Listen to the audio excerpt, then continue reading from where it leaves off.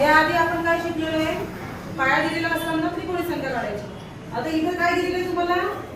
प्रश्न काय आहे? 36 या त्रिकोणी संख्येचा पाया किती? तर इथं आपल्याला काय दिली? त्रिकोणी संख्या दिली आहे. त्रिकोणी संख्या किती आहे?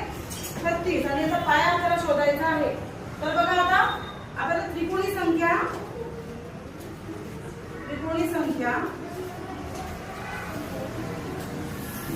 गुणिले 2 हे याचं सूत्र आहे. म्हणजे काय? आपली त्रिकोणी संख्या किती आहे? 36 गुणिले किती? 2.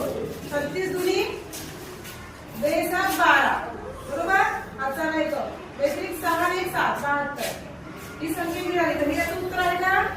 तर नाही, हे याचं उत्तर नाहीये. तर आपल्याला 72च्या अगोदरची अशा कमी असेल ती कोणती संख्या आहे? 64 आहे. 64 वर्गमूळ किती आहे? 8 आहे. 8 8 64. म्हणून 36 या संख्येचा 36 या त्रिकोणी संख्येचा पाया किती? 8 येईल. अशा प्रकारे कोणतीही त्रिकोणी संख्येचा पाया आपण काढू शकतो.